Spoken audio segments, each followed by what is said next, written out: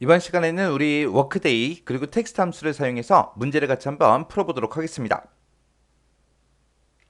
자, 문제를 보니까 이제 알바 종료일이 있대요. 알바 종료일이랑 표 2번에 보게 되면 휴일이 있는데 이 두 가지를 이용해서 D3에서 D11번 그 영역에 급여 입금일 그 날을 표시해라. 그렇게 나왔습니다. 지금 여기 보니까 이제 알바 종료일이 이곳에 쭉쭉 들어 있고요. 그때 이제 휴일이 이렇게 된다. 그리고 표 2번에 이렇게 이제 표시가 돼 있습니다. 이 두 가지를 이용해서 임금을 언제 입금하는지 그 날짜를 여기다 이제 표시하라는 거예요.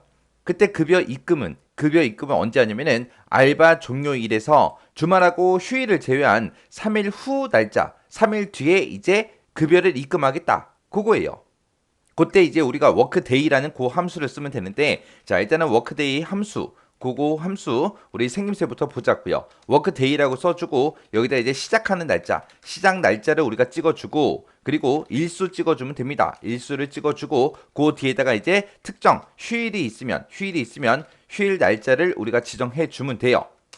그러면 이 시작하는 날짜부터 시작해서 며칠 뒤 날짜를 구해달라. 그때 이 워크데이라는 함수는 주말은 다 빼요. 주말 다 빼고 평일만 가지고 계산합니다. 근데 그 평일 중에서도 또 휴일이 들어있을 수 있죠. 그래서 뒤에다가 우리가 휴일 날짜만 찍어주면 이 날짜도 제외하고 그렇게 이제 날짜를 구해주는 거예요.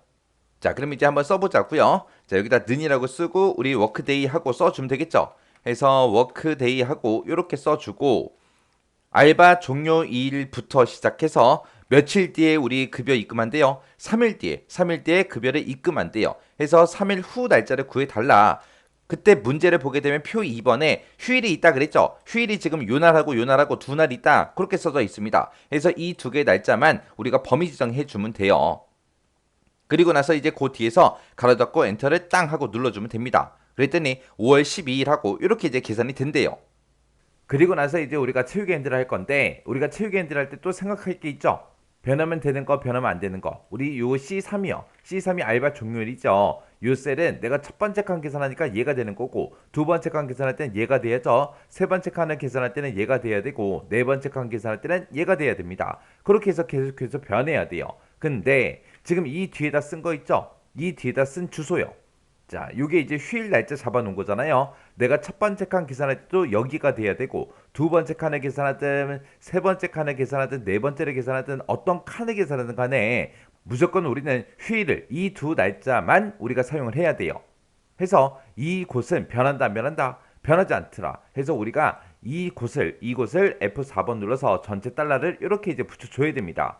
그러면서 이제 엔터요. 엔터 눌렀더니 5월 12일 하고 나왔죠. 그러면서 이제 채우기를 쭉쭉쭉 한번 해보자고요. 쭉쭉 했더니 지금쯤 이렇게 이제 데이터 값이 나왔습니다. 자, 그러면 이게 정상적으로 나온 건지 이 5월달의 날짜를 기준으로 해서 우리가 한번 살펴보자고요. 자, 지금처럼 이렇게 5월달 달력이 있을 때 첫 번째 데이터 보니까 5월 7일이에요. 5월 7일 그러면 지금 5월 7일이 여기죠. 자, 이 날짜부터 3일 후에 그 날짜로 계산한다 그랬죠. 그러면 이때부터 시작해서 3일 후인데 그때 이제 주말은 다 빼버린다고요. 해서 토요일 빼고 일요일 빼버리고 여기서부터 이제 하루, 이틀, 3일이요. 해서 5월 12일 하고 그렇게 이제 급여 입금일이 나온 겁니다. 자, 그 다음에 이제 그 밑에 5월 21일도 좀 보자고요. 5월 21일 그러면 5월 21일이 지금 여기 있죠. 이 날짜부터 시작해서 3일 후 그러면 일단 주말 빼버리고 첫째 날이 요때, 둘째 날이 요때요. 그리고 셋째 날이 이때 해서 5월 26일이 이렇게 하고 나온 겁니다.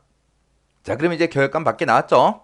근데 여기 표시 예를 보니까 알바 종료일이 만약에 이렇게 날짜가 나온다면 급여 입금일을 지금처럼 이런 형식으로 표시해 달래요. 여기 보니까 지금 05월 하고 돼 있죠. 그러면 월도 두 글자로 표시하고 일도 두 글자로 표시하고 그 뒤에다가 이제 요일도 이렇게 붙여 달래요. 그때 이제 월, 일, 요일하고 이렇게 있을 때 중간중간에 띄어쓰기도 없고 아무것도 없습니다. 그러면 이런 형식으로 표시해 달라고 우리가 이제 텍스트 함수로 다 묶어주면 되겠죠. 자, 그럼 우리가 썼던 식이요. 요 식 맨 앞에 가서 이제 우리가 텍스트라는 함수를 이제 묶어주면 되겠죠. 그래서 여기다가 이제 txt 하고 텍스트로 묶어주면 됩니다.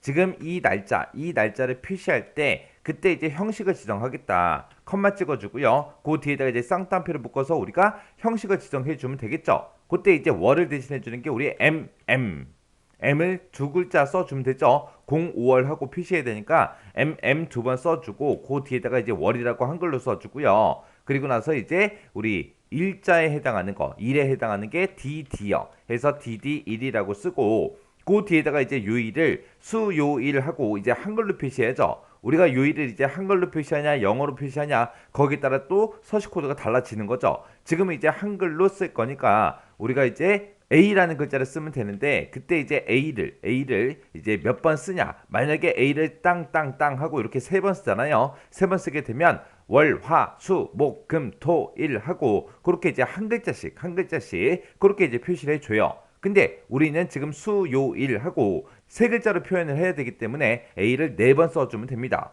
그래서 이제 서식 코드 다 썼으니까 맨 뒤에서 이제 쌍따옴표 닫아주면 되겠죠. 그리고 나서 이제 우리 텍스트라는 함수, 그 함수에 이제 가로만 이렇게 이제 닫아주면 돼요.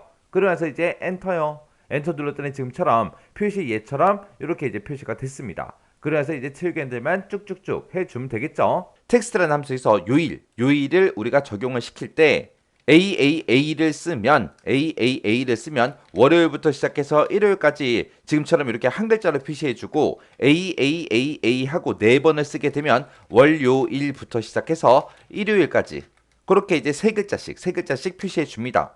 또 만약에 문제가 바뀌어서 요일을 이제 영어로 표시해라 그렇게 나올 수도 있겠죠. 그때는 이제 우리가 D를 이용하면 돼요. 해서 DDD 하고 이렇게 세 번 쓰게 되면 우리 썬데이부터 시작해서 우리 세터데이까지 해서 이렇게 이제 표시를 해줘요.